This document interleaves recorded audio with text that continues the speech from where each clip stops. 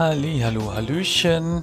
Eine kleine Meldung zwischendurch, und zwar ist diese Folge auf Englisch, denn Lente ist zu Gast und Lente spricht kein Deutsch, aber ich wollte sie gerne mal interviewen und ab und zu machen wir mal ganz kleine Ausnahmen hier und dies ist eine davon. Genau, für die Patreons bedeutet das, ich werde diesmal kein Geld einziehen, weil ich war mir nicht sicher, ob das dann komisch ist, weil wenn man hier das unterstützt und eigentlich schon erwartet, dass es auf Deutsch kommt und vielleicht das Englische noch nicht so gut flutscht, dass man das alles verstehen kann, da wäre das ein bisschen komisch, deswegen ist diese Folge kostenlos sozusagen und ich hoffe, sie gefällt euch. Ja, lasst ein Kommi da. Jetzt geht's los.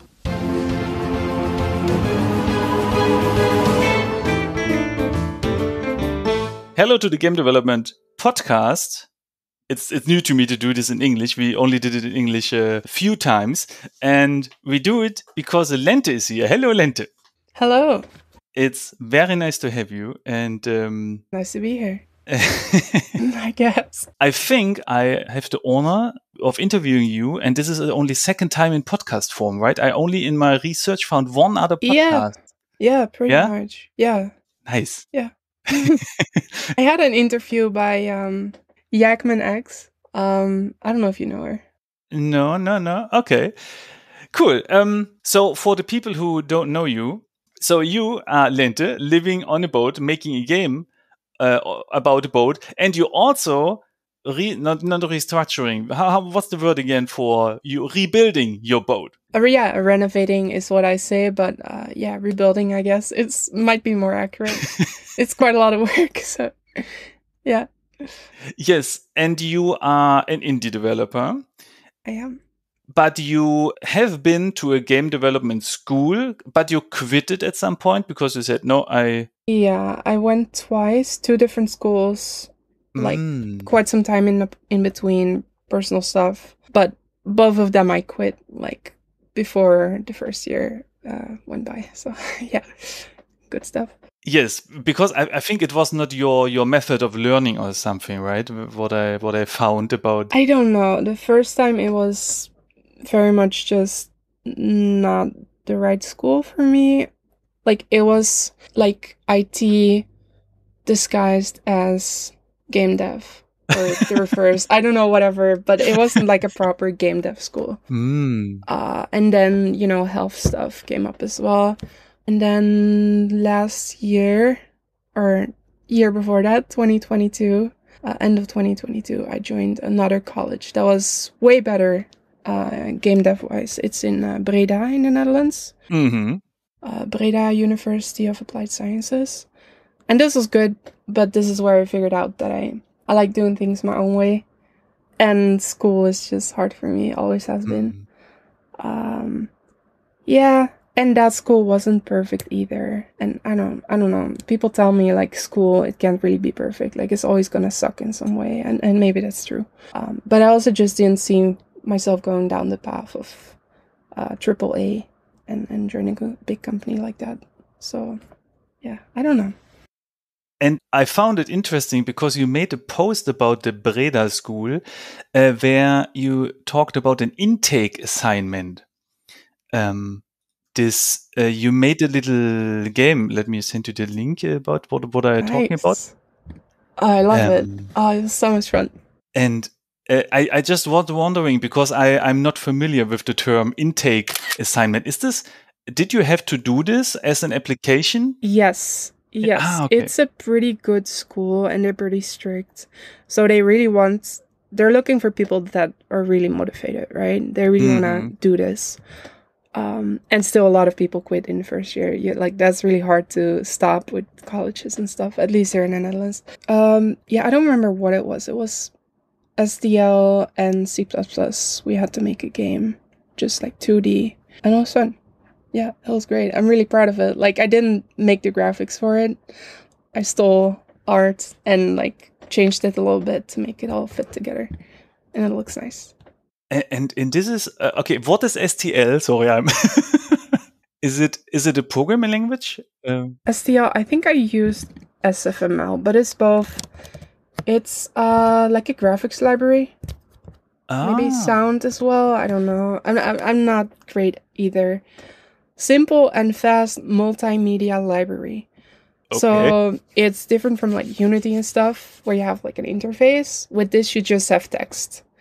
And you can draw images, and you can change the images and stuff. And yeah, it's cool. It's fun. Interesting. Okay, never heard of that before. Super cool. Already learned something. Nice. And so you went to the school, and then you had to sit down there, make the game, and after that they would decide if you are worthy or not. I had to make the game at home. Yeah. I had like a week because I was late applying. Like, of course, like usually people take months for it. Like, and not to brag, but like usually it's a little more relaxed. Like, I was up day and night, like working on this intake. So yeah, it was great, but I made it.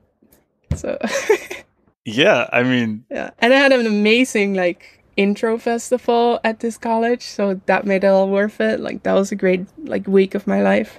Yeah, just like intense and like partying and doing activities, and yeah, that was great. Oh, that sounds nice. You know, when I started the gaming school in Berlin, we sat down in a circle on a big table, and then we got a lot of papers. Oh no! Like a lot of, okay, here's 10 pages of how the school is run. Blah, blah, blah. It was a bit anticlimactic. I was like, ouch. Oh, first day I want to jump into an engine or something, and then it was like very bureaucratic for the first day. It was a bit Oh, yeah. Your week sounds better. I like the school. Yeah, I like the school. I do recommend it for people that are, and it's very international as well. So if you're listening and you're not from the Netherlands, like, you can look into it. It's nice. Breda is nice as well. It's a good city. So yeah. Oh, they have like, not to go into Breda University too much, but they have like 3 different divisions, like programming, arts, and then design. And I believe in the second year of school, you all get to work together to make one big game. Like, the whole year, you just make a game with a big group. So it's really preparing you for the industry, I guess, for working in a company with other people. Yeah. I didn't get to that point, though. That was the second year, and I quit after a few months. But yeah. Okay. And I always I also learned that you created your own engine there. I found tweets where you use OpenGL, and then you really start from scratch, like rotating little polygons and doing everything yourself, right? Yeah, right. OpenGL. Yeah. Yeah, what can I say? Yeah, it's fun.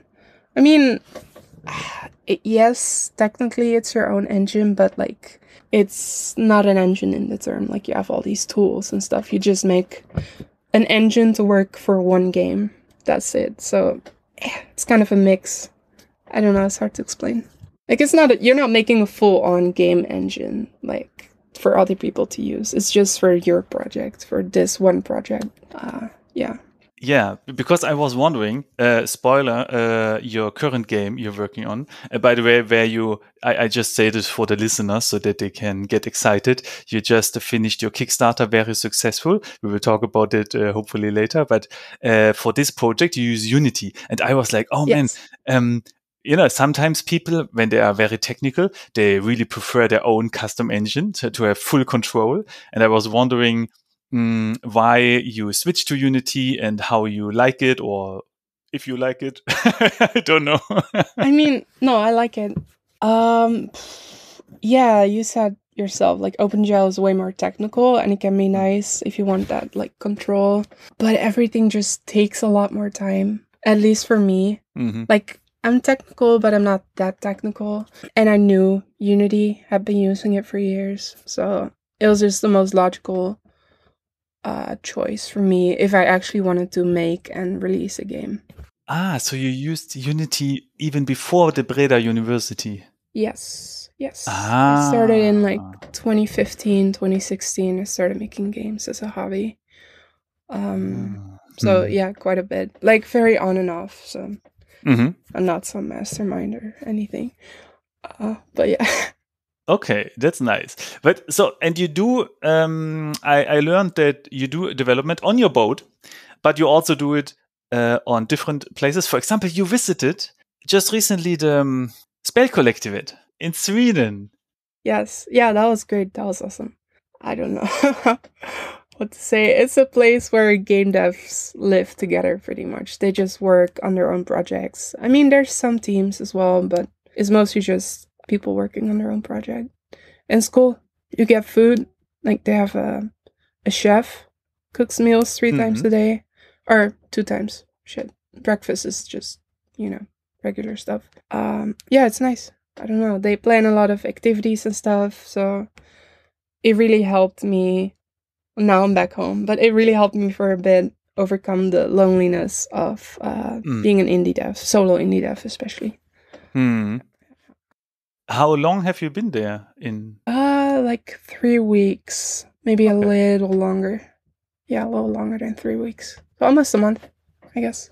Just for the listeners, in episode 66, we had Belinda Diesling here, and she told us about the Spelkollektivet back then. Nice. Back then I learned about this place, and it sounds so cool.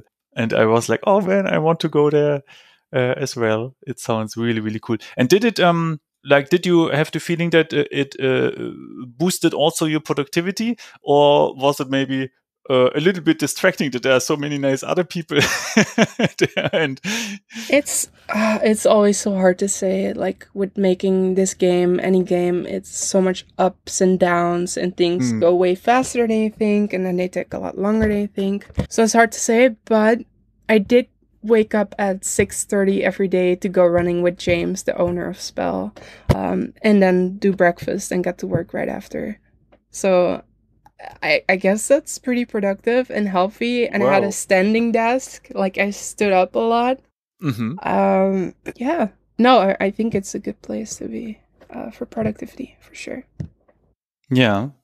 And are you planning to go again? Yes. So they have a thing for Midsummer in June somewhere. I hope I can go, but I don't know, it might be complicated. But the plan was to go back for winter and stay like a few months, maybe, to escape the winters here in the Netherlands. Because they're so boring and grey and depressing. And at least in Sweden it's a little cold and you get a little more snow. Yeah. So yeah, I don't know. And you have a lot of people to hang out with, so. Yes. Yeah, at some point I have at least a mental goal to go there as well. It just sounds so cool. You should go. It's really nice. The people are so sweet. It's really cool. Yeah, it's super magical. I know, that's the best word to describe it. It's magical when you're there.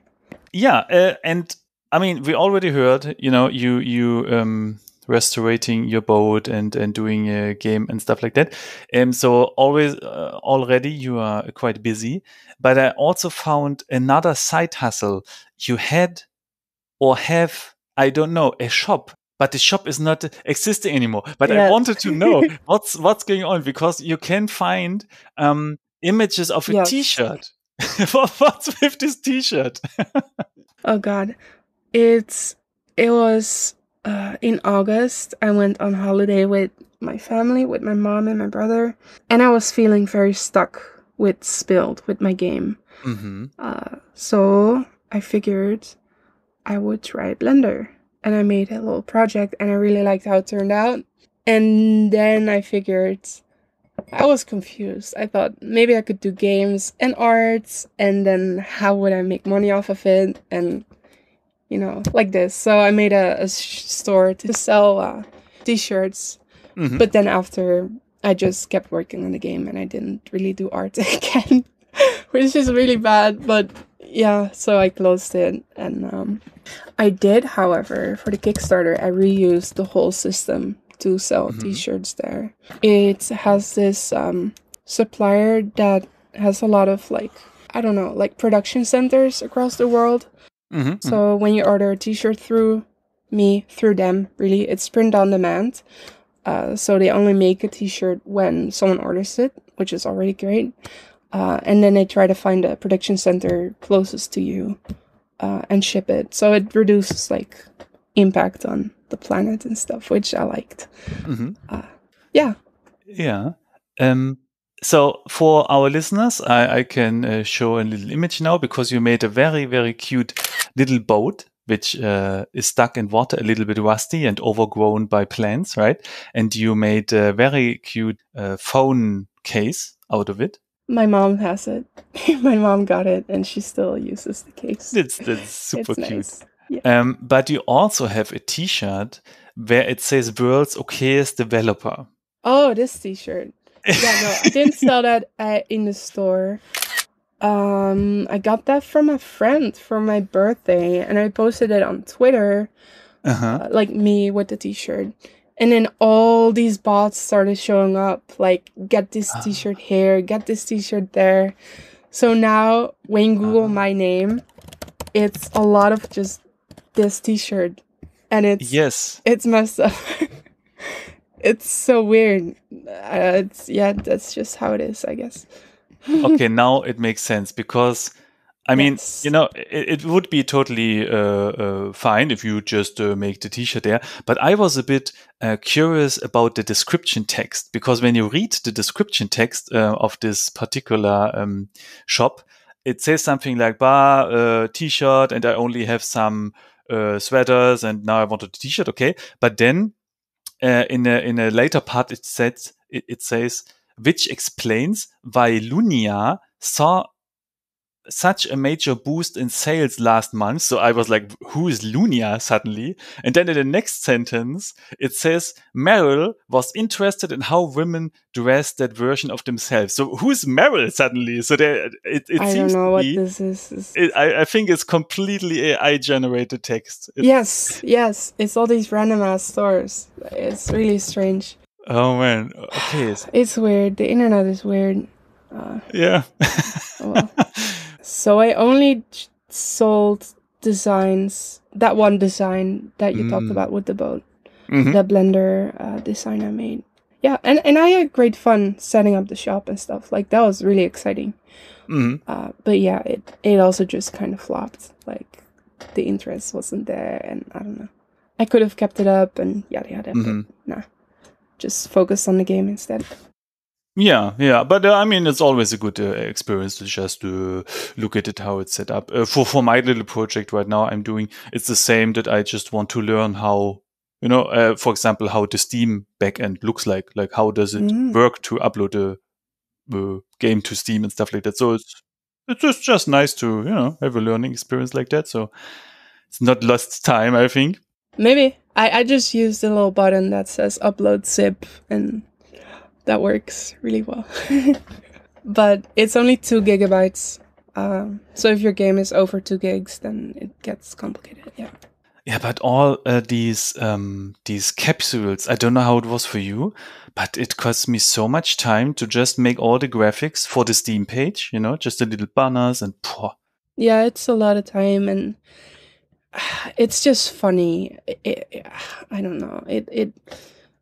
You have to learn how to use Steamworks is what it's called.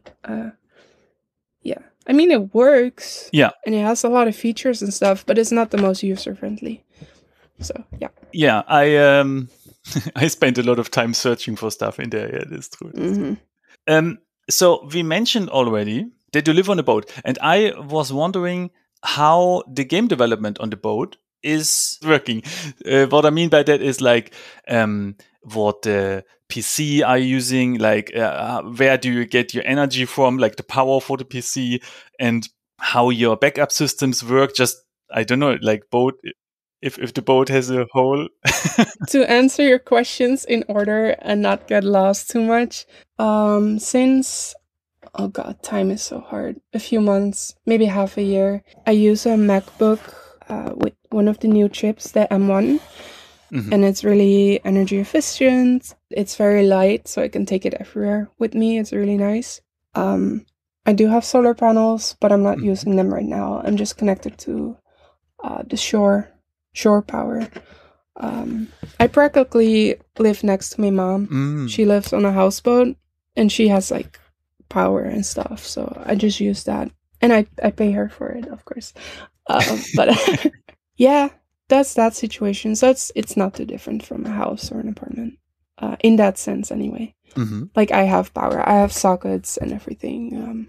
Okay. And I was just wondering about the backup because, I mean, yeah, because usually people are usually you are worried about what happens when someone steals the MacBook or something like that. But when you're on a boat, I imagine that there's a potential, like imagine there's some water coming in. I don't know.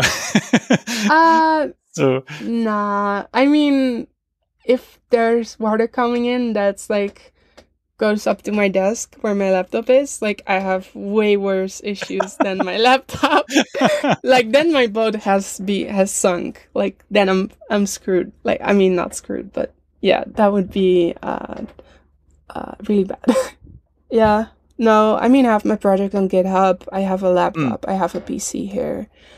I don't know. Yeah. Yeah, I mean, GitHub is a good backup system, so you can get all the data just in case the laptop drops into water or something. Then yeah, I mean, it could happen in the summer when I'm out and about more. Like if I'm sitting on top of the boat, then maybe I could drop the laptop. Yes. So yeah, it can happen. Okay, but I think actually Apple has this time machine thing, right, where you can restore the system very easily or something like that, like all the data. I wouldn't be surprised. I don't know about this. Yeah. Okay. Okay. Yeah. Okay. Nice. So I'm just reading through my list because there's of course a lot of questions. It's sometimes hard to judge what questions are nice questions or which one you heard already 100 times, because I think many people ask about, oh, you're on a boat. It's so nice. No, please, I don't worry about it.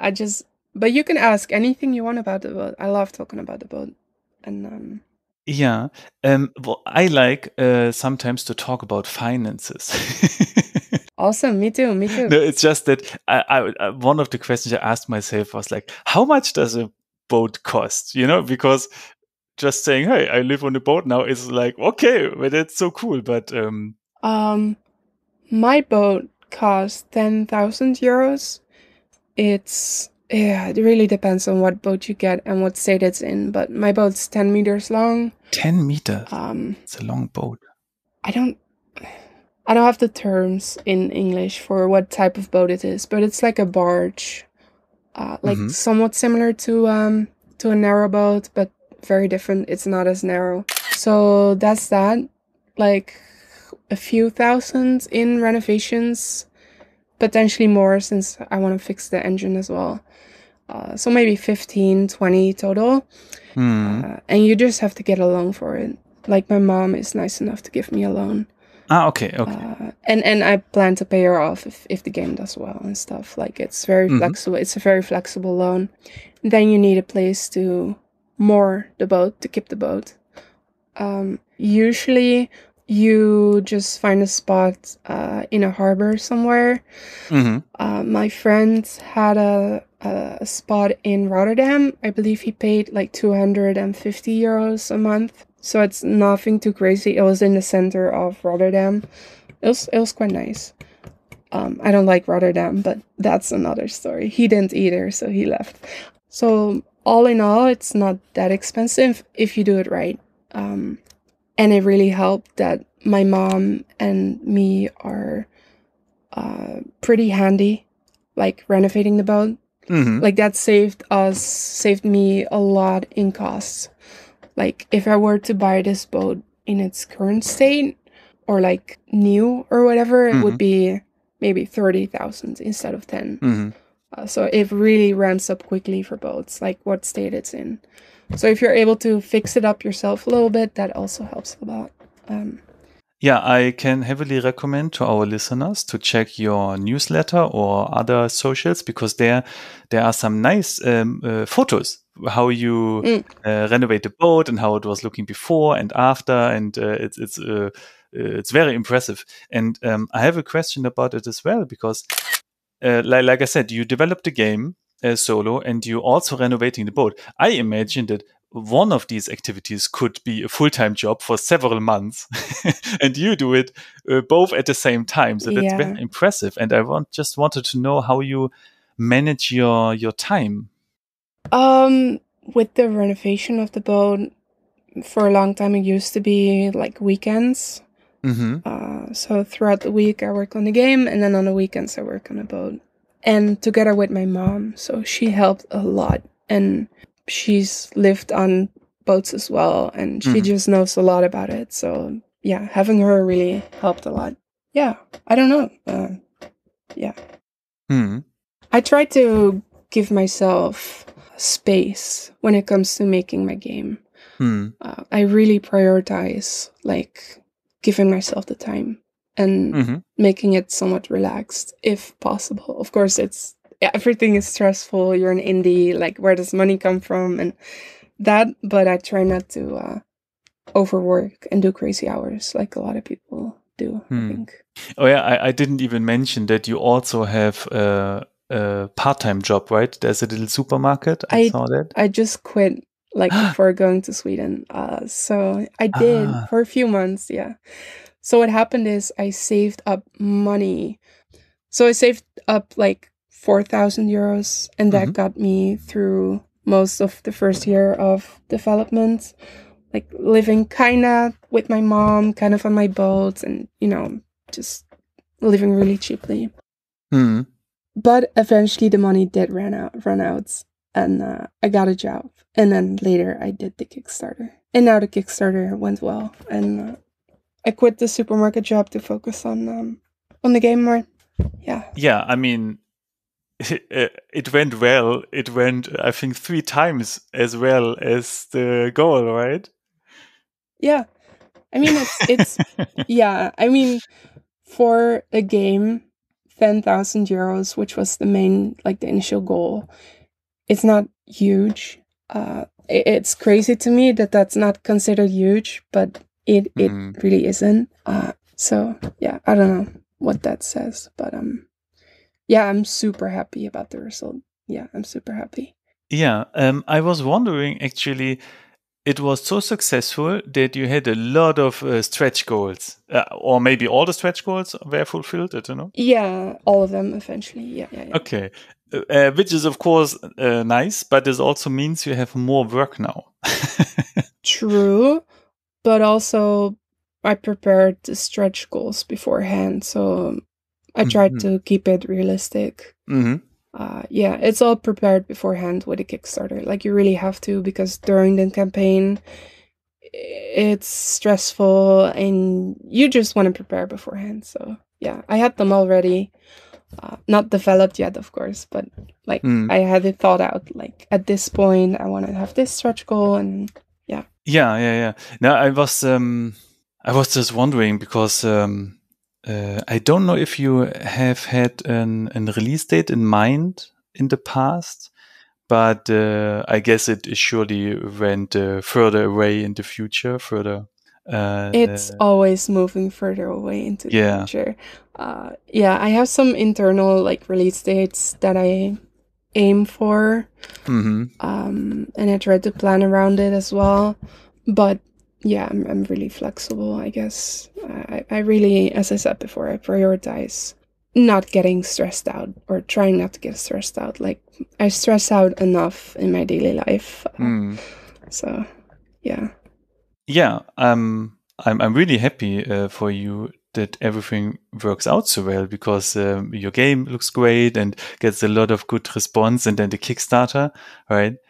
Yeah. I just imagine this is something which gives you a lot of security and stability, just seeing that, you know, it's now right. Yeah, surely, yes. It's gotten better, but I still can feel really insecure, and like it can feel like it's all gonna fall apart at any second. But yeah, it probably isn't. Yeah, I mean, yeah.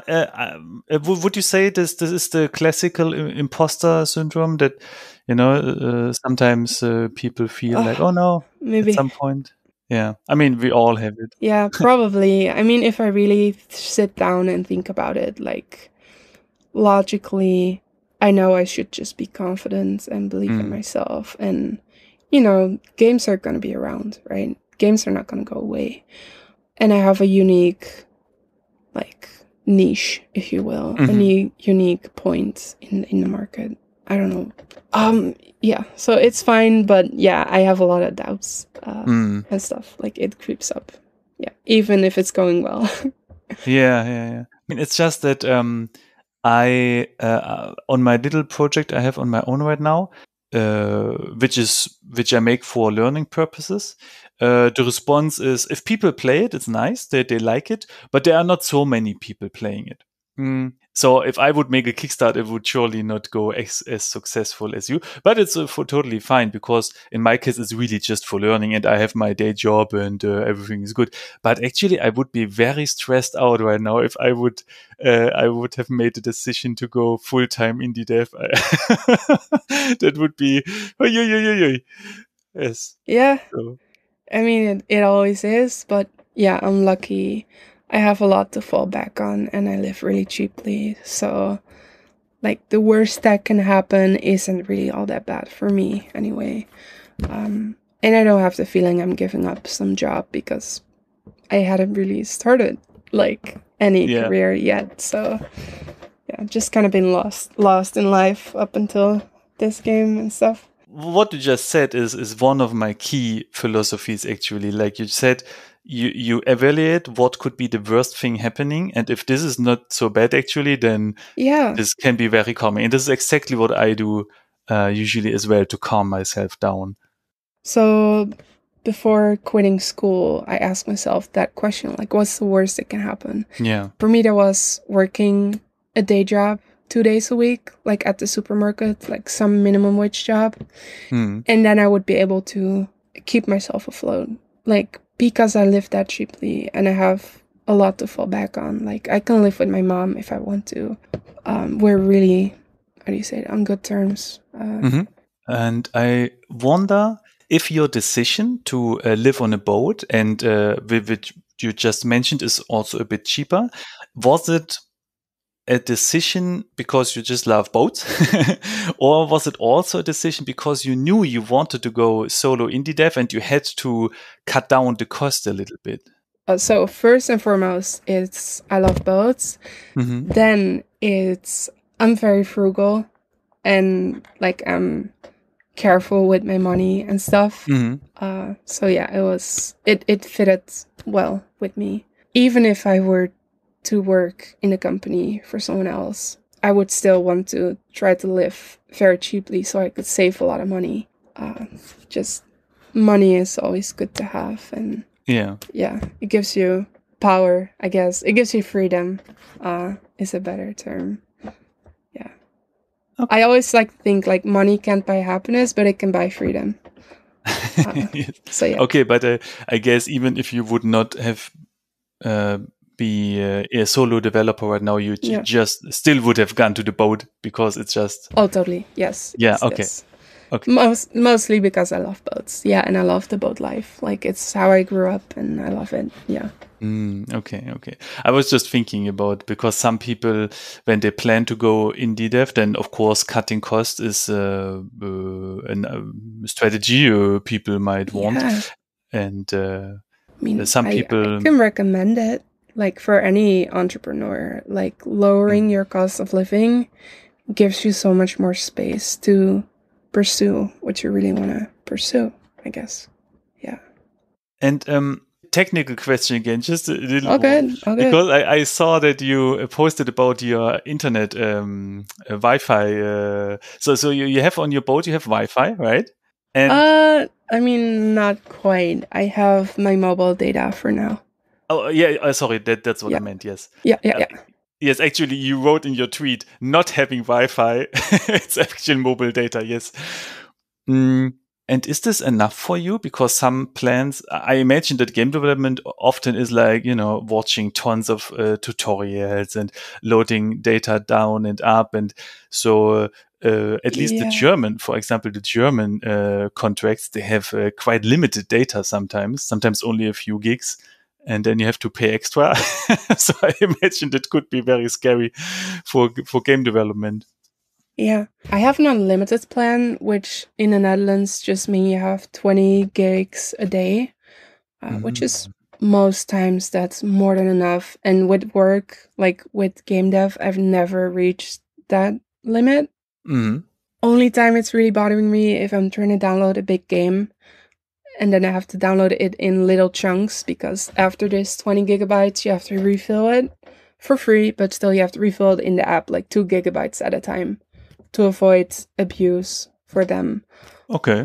So you don't do some shady, like huge network stuff or whatever. Mm-hmm. Mm-hmm. Mm-hmm. But other than this, yeah, I looked into Starlink, for instance, like satellite internet, which is really cool, but it's also a lot more expensive, and it just hasn't been necessary. Like the mobile data has been fine so far. Ah, okay. Interesting. Okay. Yeah, it's a way of life. I don't know. It's funny. Oh, however, watching movies sometimes it's also like I did a marathon once of Avatar. Yeah. The 3D one, and we got into issues with the internet because it used up all the data.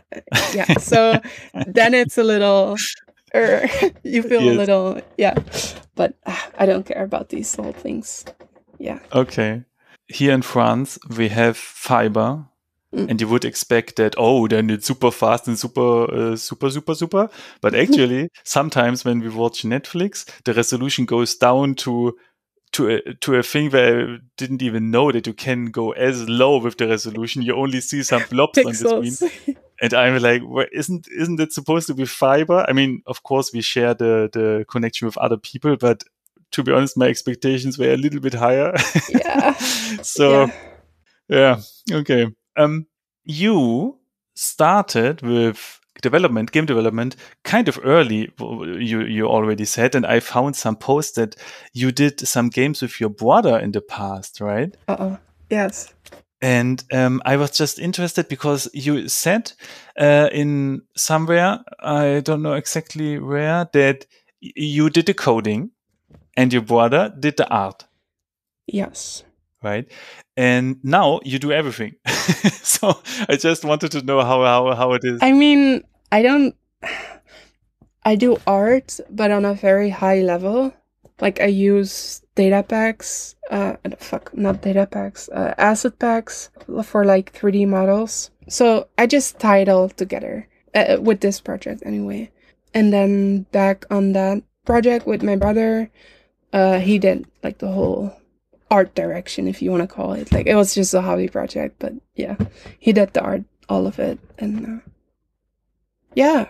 Yeah.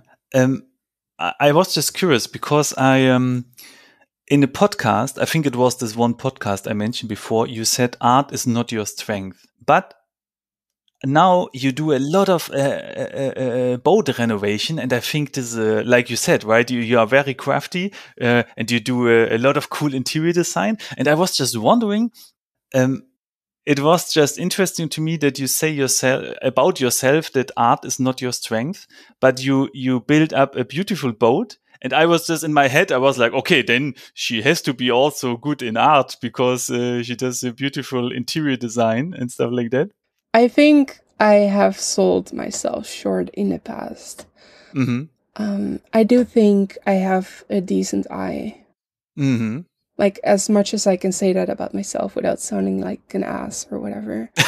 But I do think I have an eye for what looks good and what doesn't, and what works and what doesn't.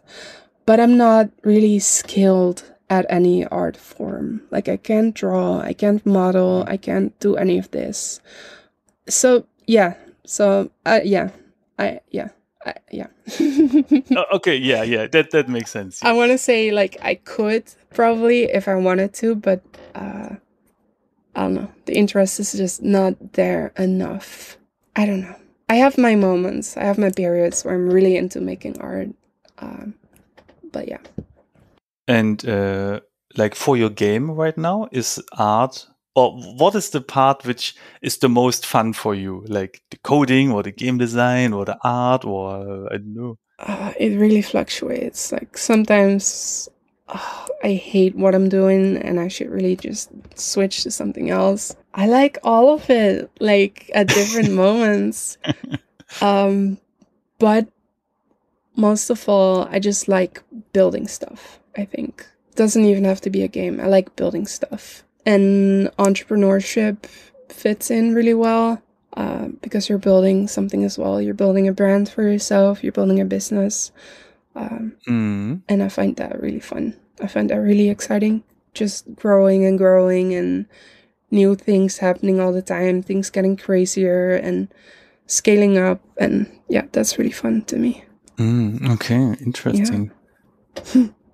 Yes, because I found this. Wait, where did I found this post? Something about business. I mean, I actually didn't want to ask the question because it was not so development related, maybe. But you actually said in the podcast that you are interested in the business side of things, and I was like wondering, oh, okay, what does it mean? But I think, like, as an indie, you have to be an entrepreneur pretty much. I don't love the term entrepreneur. I mean, I don't hate it, but on the internet, it gets memed a lot. Like, in Dutch, we have ondernemer, and literal translation could be like someone that undertakes things, someone that does things, and I like that a lot better. But yeah, anyway, as a solo indie dev, like, you have to care about the business side of things. Like, if you don't care, a team might be a better fit with someone else taking care of that part. But yeah, I don't know. It's complicated. Like, you could get a publisher and then they deal with it. I don't know. Yeah. Yeah, but you are not planning to go with a publisher for that project, right? I found a Twitter thread where you said no. No, I had a lot of people reach out, but no, not for now anyway. I don't think it will happen. No. I really like doing things myself, even if it doesn't get me as far in the short term. I really like figuring stuff out myself. Yeah, I mean, and it works so well for you, right? Like what I see, like your engagement on the social media apps, now the Kickstarter, it runs so well. I'm not sure if a publisher, I mean, is even necessary in your case, right? Yeah, and I've heard a lot that publishers are pretty overrated. Like, they can help with the money side of things, but when it comes to marketing, they're not that great usually. And there's a lot of things they are good at. Like, all other things they're great for, but like marketing, I feel like a lot of indies look at their publisher and think like, great, they will do the marketing. Like, but I don't think that's the case. Like, yeah.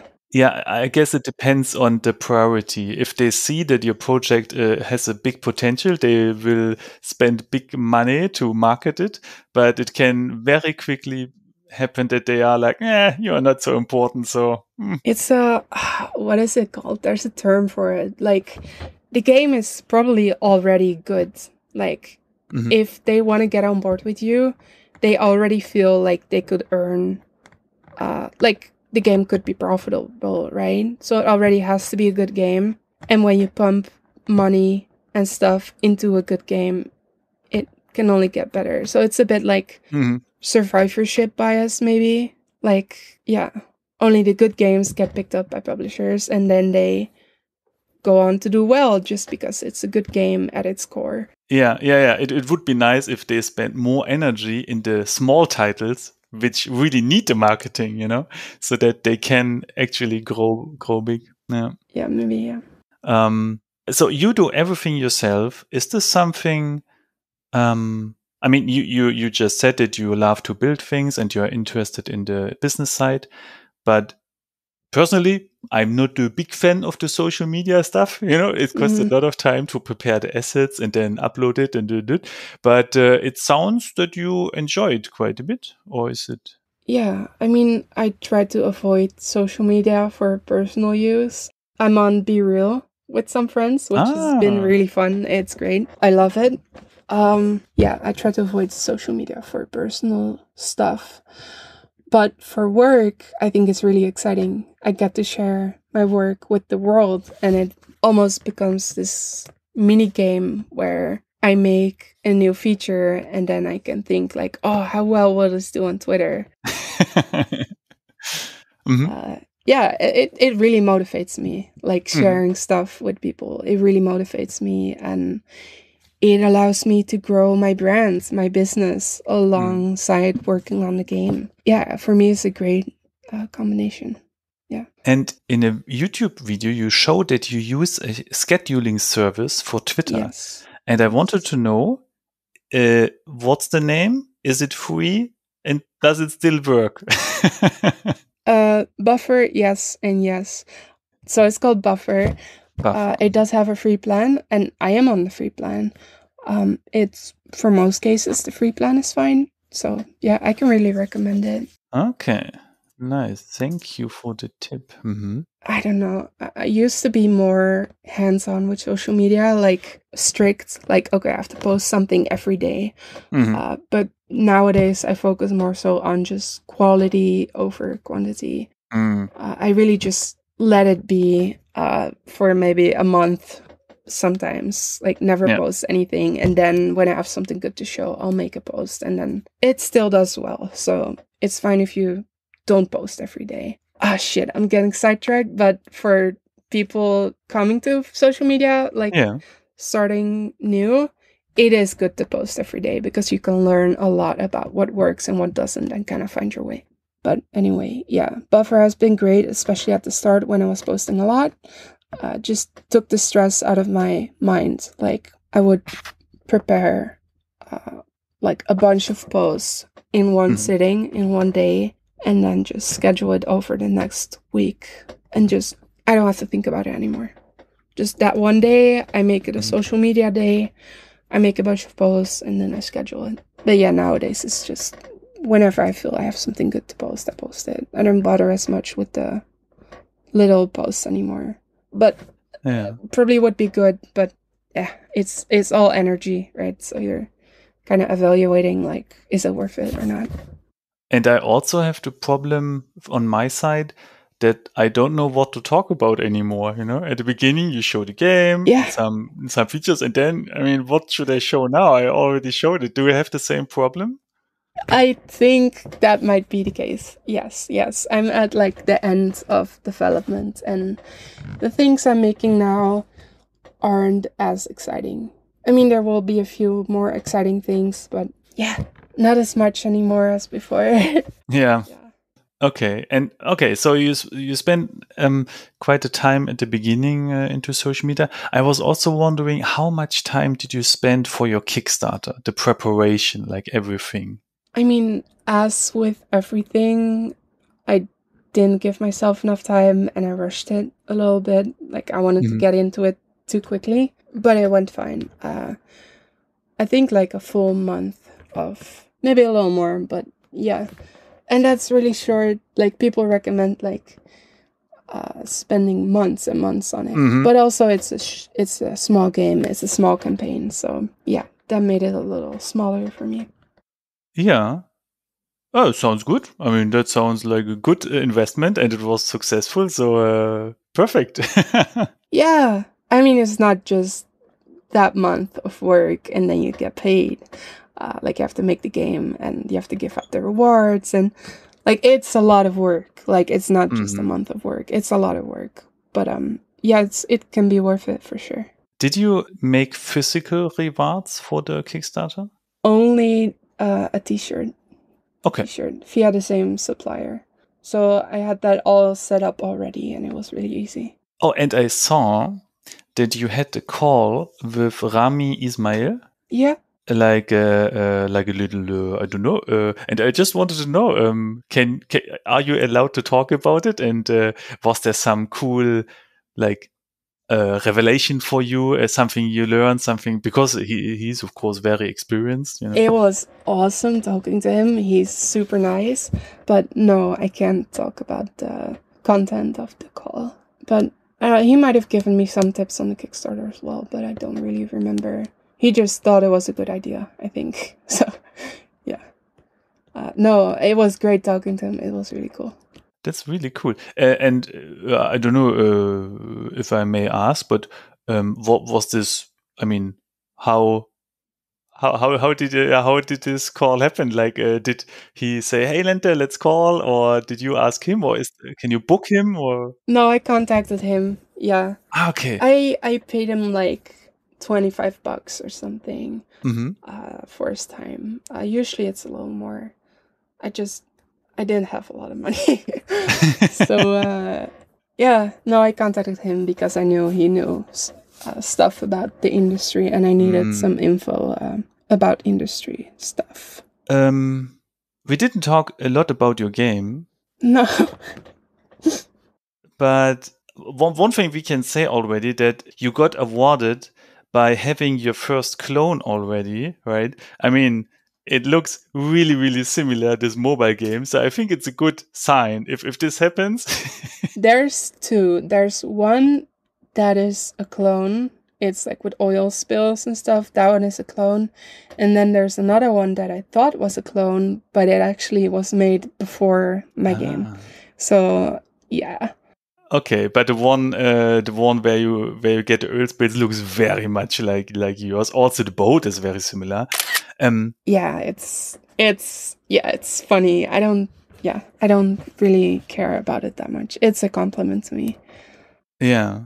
Speaking of the boat, this is not your boat, right? Like, no, not at all. No. I was just wondering, was there a reason not to put your own little boat in the game? I haven't thought about it too much. That could have been cool. No, I hadn't got that idea yet. I guess I figured my boat's not a boat for cleaning up oil spills. Mm-hmm. But yeah, I guess you could say you could have something installed or something. No, I just hadn't thought about it, but I like the idea. That's very interesting. I'm curious if it's too late now to change it because it's kind of on the front, like with everything, like yes, the low boat and the color and yeah. I don't remember, but I talked with someone who said, "Hey, maybe you could like there could be the game itself for the developers, and then there could be a DLC which is named like support the developer, and it's just something very cute. Just if some people want to give an extra $1 to the developer, you know." In your case, maybe it could be that the DLC just contains your little boat, and then you can buy it for the people. No, that's cool, and it's cool that you say this because who was it? It was Thomas at Future Friends. Mm-hmm. They're a marketing company, kind of, for GameDev. He suggested to me to make a base version of a game and then a deluxe version. Mm-hmm. And the deluxe version would be a little more expensive, but it would have like wallpapers or like soundtracks and stuff like this. Mm-hmm. Just for people that want to support the developer a little more. They have an excuse to put down a little more for a small game that doesn't cost that much. And I did this with the Kickstarter. Like I sold the base game at €7 and then deluxe version at 12. And it worked. It was great. Yeah. So I don't know if that's easy to do with Steam or not. Actually, I'm thinking about doing it just to learn how to set up a DLC for Steam. But I don't know. See, I mean, if you do, please let me know because, yeah, I'm trying to figure that out as well. Actually, I also had this idea. I don't know. I wanted, like, after I release my game and at some point it will not sell at all anymore, I was thinking about trying to set the highest price possible. Like, I just want to know how high can you get with Steam? Can you set it to $1 million?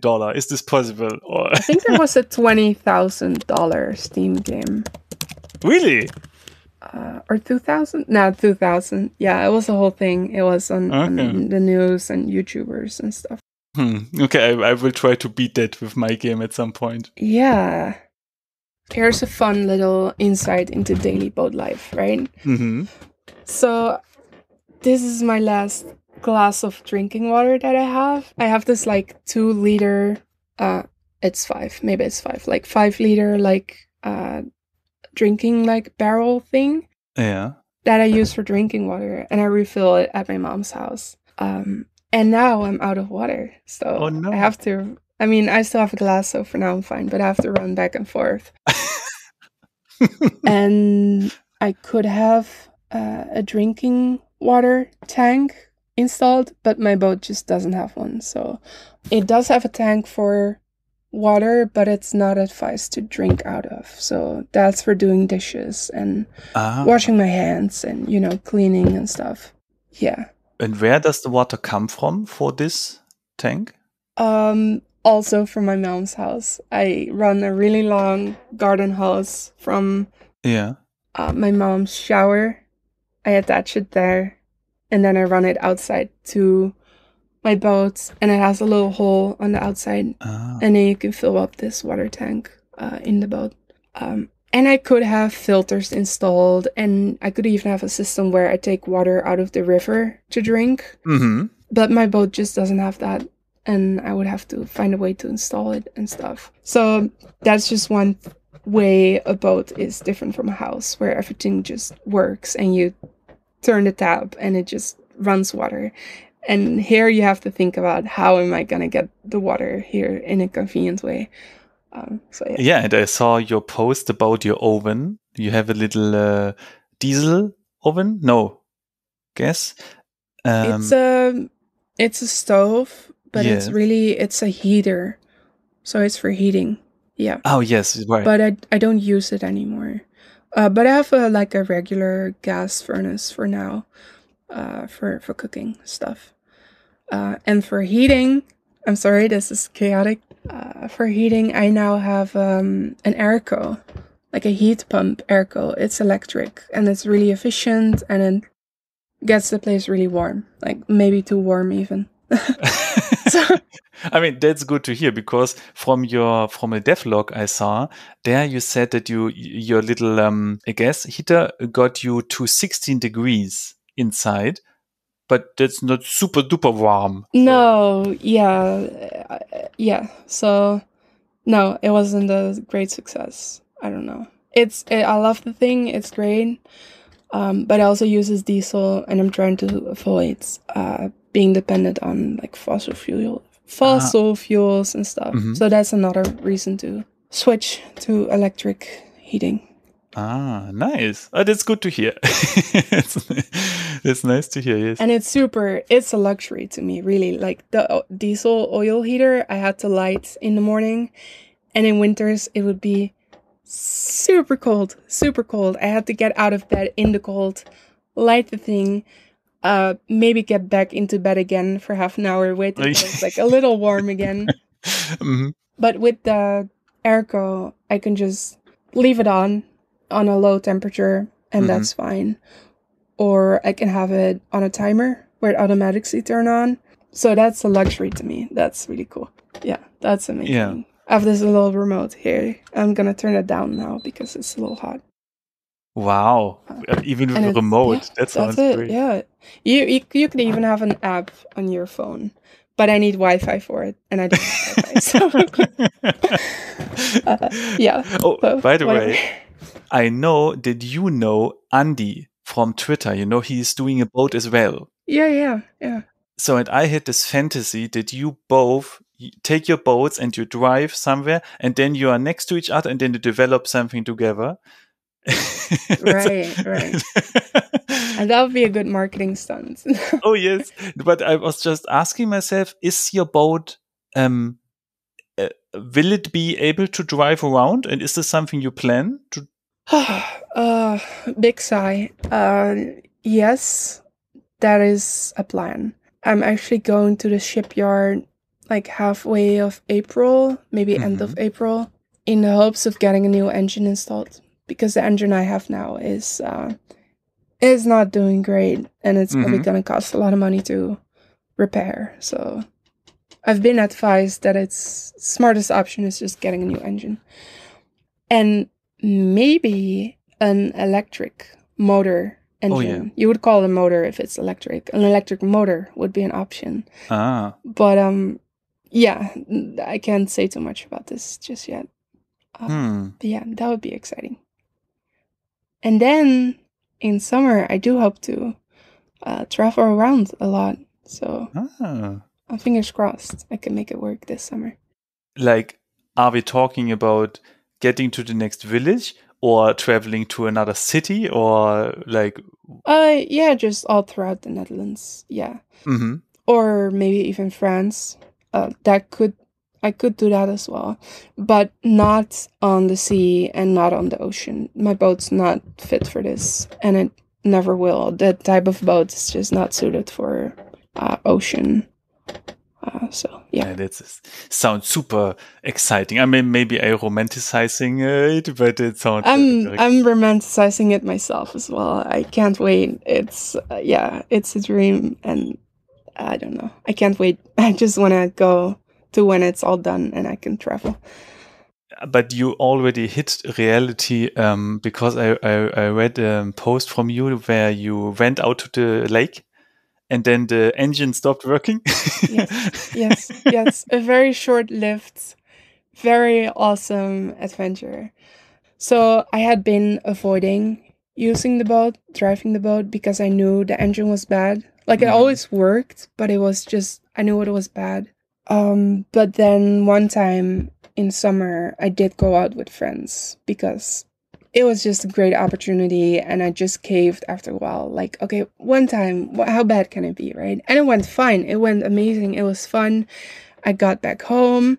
I stayed the night in some other place by myself. It was great. I got back home, and then next week I wanted to go again by myself, and I went, but it was at the start of a storm in the Netherlands, a pretty bad storm. Oui. So the anchor on the boat, it kind of failed, and I started drifting off, and yeah, it got pretty scary. And eventually people, because the engine failed, people had to come and rescue me, put a rope on the boat and pull me to safe harbors, I guess. So yeah.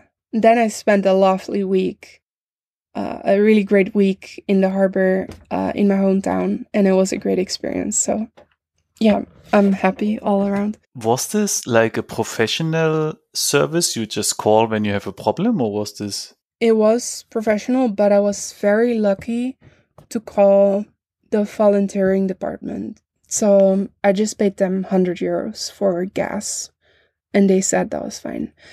I also could have called like our official like government-y people, and I would have to pay a lot probably, and I still don't have insurance on my boat or whatever. Yeah, I got really lucky, and I made some good friends, and yeah, it was great. Yeah, I mean, we can slowly come to the end. I don't want to steal too much of your time. I was just wondering, because I noticed something, and we talked about the motor, the electric motor, and I was wondering if you, by choice, decided that the boat in your game has no engine sound. It's very silent. Yeah, it does have an electric engine motor. That's the idea anyway. Like, you upgrade your solar panels to get more speed, which I guess that can be realistic, but I don't know. But yeah, that's on purpose because it's an eco-conscious game, and it would be very off theme if it were like smoking and stuff and making a lot of noise. But also, I do believe in electric boats, electric boat motors. It's very possible, even for bigger, like small ships, it's possible. So yeah, I just wanted to, I don't know. Yeah, I mean, it totally makes sense. I just noticed because, like in any usual game, if there's something which moves, then you usually hear a sound, but yours is very quiet and yeah. And I'll have to see from playtesting if it really bothers people. But I have added a slight, like, electric-ish, like, humming sound almost. So, I don't know. We'll see. Yeah. No, it's nice. I think I noticed it only when preparing for this interview, and I played your game, and then I really focus on, I sharpen my ears and my eyes, and then I look at all these things, and which I would usually not do when I just play the game, but for the preparation, I'm a bit more nitpicky when it comes to that. But I actually liked that it's focused on the noises the nature makes, kind of, Then it's really nice. And for the development, was there something which took way more time than you thought? Like, oh my god, everything. Everything. Yeah, I don't even know anymore. It's just one big blur now. Yeah, I mean, the whole game really has taken a lot longer than I initially wanted it to. I was hoping for like a game I could finish in like 6 months, but it's been 1.5 years. So yeah, and it's still a really small game, like 1 hour of playtime. So whatever. Yeah, one specific thing. I don't know. No, it's really hard to say for me. I mean, for me, if you want to know, UI is a lot of things. I'm doing UI right now. Yeah. It's kind of fun, but it's also so complicated. So many bugs. Yeah. And reiterating, and then people play it, and then I don't understand the button, and then you have to redo it. Yeah, no, I'm lucky my game has like barely any UI. So the UI I am making now is like start menu, pause, options, this stuff. So yeah, I'm lucky in that regard, I guess. But you have very nice, like, integrated UI in the sense that you go to the boat, and then you I mean, okay, we didn't talk about your game. So you are a little boat. You gather the spilled oil, and then you can sell it, and then you get money, right? And you have all these nice little signs. For example, when you sell something, then there's this boat, and then you see on the boat a little sign, and there you see boop, boop, boop, boop, boop, a number going up or down. Yeah, so it's like world-based UI. Yeah. It's what I'm trying to aim for if I have UI at all. I'm trying to avoid UI in general. Yeah. So that's I guess that there's a lot of work going into that, because it feels very nice to have it in the game. Nice to hear. And for me also, sound was a big thing, like gathering the sounds and implementing them and mixing something together. Took a lot of time for me. Yeah, I always forget about sounds. Like, I'll implement something and then I'm like, oh shit, it should have sounds as well. Oh no. Then there's this whole lot more of work, and I'm like, dang it. But then also, adding sounds can be really satisfying. Like, I'm so happy with some of the sounds I added. It's so cool. Yeah. Oh, and you had a big debate about the slurping sound, isn't that right? I guess. Yeah, so I had a sound at first, which was like one short sound repeating, like a slurp sound, like yeah, like more cartoony, like playful. I kind of liked it, but yeah, I now have a sound which like starts and then goes on like indefinitely for however big the oil spill is, and then near the end it has like, it ends, the sound fades out and it has a proper ending. It's like a sound of a vacuum and some like nasty like water gargling sound combined in Audacity, and I don't know, it works.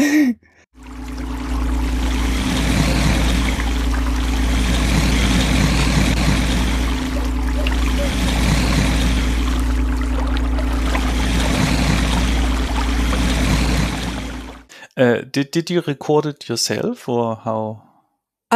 No, I get sounds from freesound.org. I don't know if it's free sound or free sounds. I always struggle with that. It's the biggest thing. Yes. Yeah, free sound.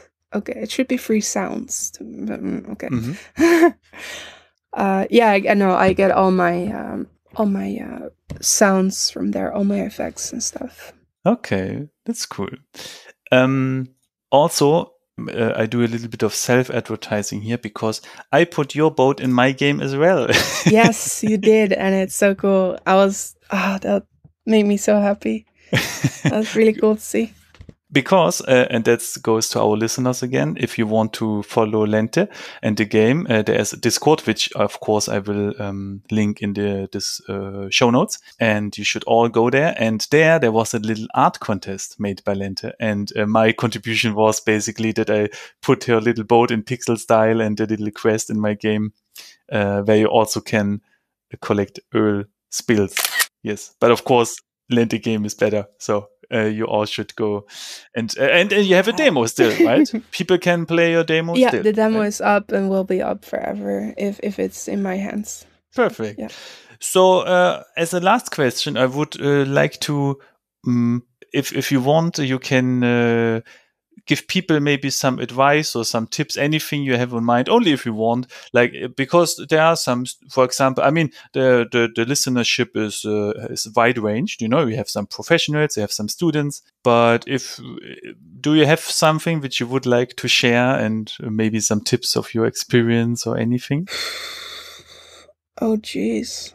I haven't thought about this at all. It really depends who I'm giving advice to. Like, game dev is so diverse. There's so many different things you can do and different ways to do it. Shit, what do I say? I have to think about it. I mean, you don't have to stress yourself about it. It's just that sometimes there are things, you know, on the heart, and you some people are like, oh, I've always wanted to talk about this. But if there's nothing right now, that's fine. It's not a problem. It's just, I think you are kind of a role model, I think, for many people, because it's really cool to see what you do and how it works out. And I guess some people are like, oh, I can say this. I would like, if I'm able to, inspire others to follow their dream as well, and that it's possible, and that shit, I don't know, you can figure out your own way to make it work. I don't know, something like this. That's not the smoothest execution. Maybe I'll get back to it, but yeah. No, it's fine, because I think in your case there are maybe not even words necessary, because just by following you, it's really inspiring. Like that you just say, okay, I mean, it takes a lot of courage to say, I know exactly what I want, and that's why I have to quit school, because you know your way of doing things, and then you take actions to actually fulfill your dream, and that's even without words, just by observing you, it's really, really inspiring. So yeah. I don't know. For myself, I don't know if courage is the right word. These things are so hard to put into words. Yeah, I don't know. No problem. Okay, Lente, that's I think that's all. Cool. I don't want to steal more of your time, but it was a big pleasure to speak with you, and I'm very, very much looking forward to the release of your game, and wish you all the best for you and the boat.